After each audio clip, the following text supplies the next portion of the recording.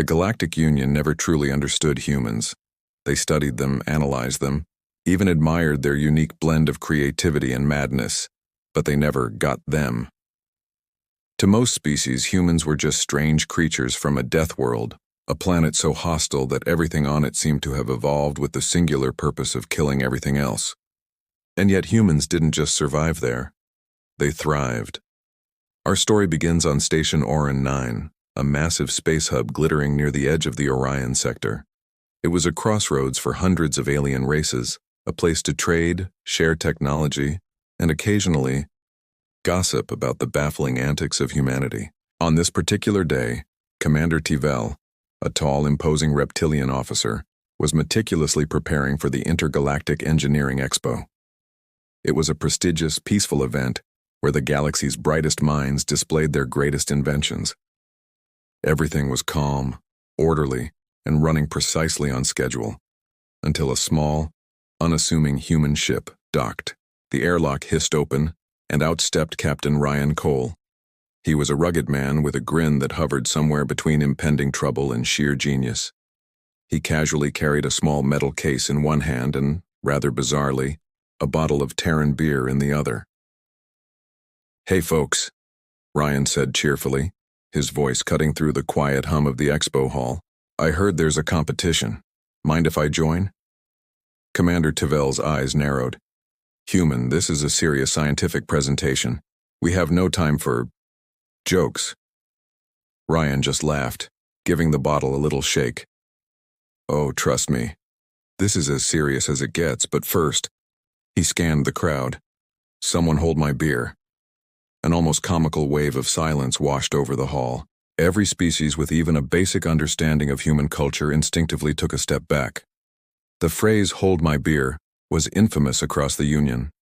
It was a universal precursor, a 5-word warning that a human was about to do something utterly, spectacularly, and dangerously insane. Tivel lunged forward, trying to intervene. "Wait, what exactly are you planning to demonstrate?" Ryan shot him a quick wink. "Just a little thing I've been working on. It's called Project Overdrive." He popped open the metal case, revealing a small, glowing cube pulsing with an eerie light, almost like a mechanical heart. Instantly, sensors along the wall started screaming. Energy readings spiked, going completely off the charts. An insectoid scientist nearby whispered in horror, "Is that antimatter?" "Nope," Ryan said, his grin widening. "It's worse." Before anyone could react, the cube lifted into the air. It began to spin, faster and faster, until a faint blue vortex, a tear in the very fabric of space, formed around it. The entire station trembled. Lights flickered violently. "Human, shut it down!" Tivel shouted, frantically slamming the emergency controls. But it was no use. The vortex only grew brighter, more unstable. Amidst the rising chaos, Ryan calmly took a sip from his bottle. "Relax. I got this." "Got this?" Tivel roared over the alarms. "You're tearing a hole in subspace inside a populated station." "Yeah." Ryan nodded, his eyes fixed on the swirling energy. "That's the idea." The crowd finally broke into a full-blown panic. Security drones swarmed in as station-wide alarms blared. Then, the cube exploded into a perfect, blinding sphere of white light. And then, silence. When the light faded, everyone stared, jaws agape. The cube still hovered in midair, glowing softly, but behind it, floating majestically through the portal it had created, was something that simply should not exist. A fully operational Terran warship, materialized from thin air.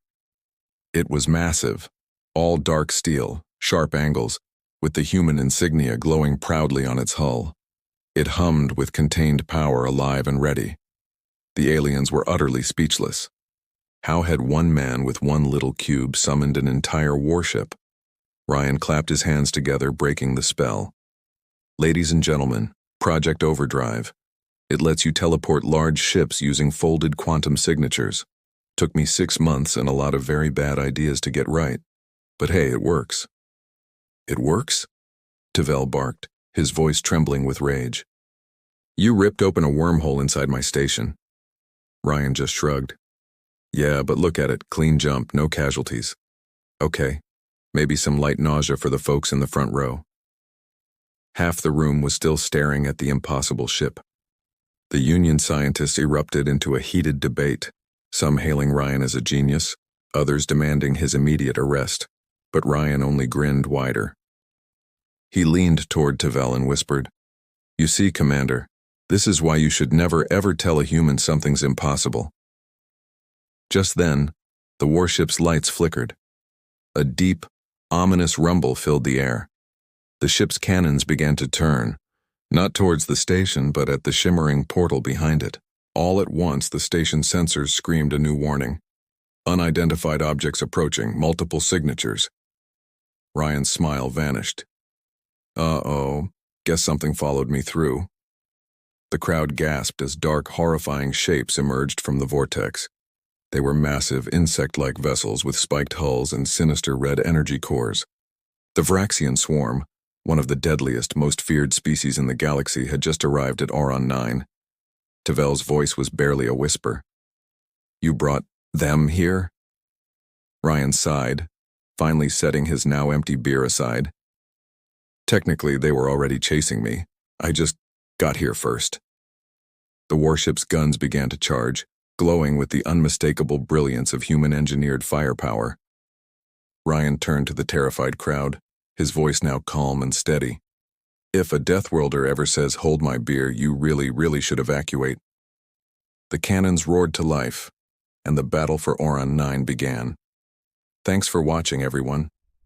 If you enjoyed this story, don't forget to hit that like button and subscribe for more tales from the far reaches of space. See you next time.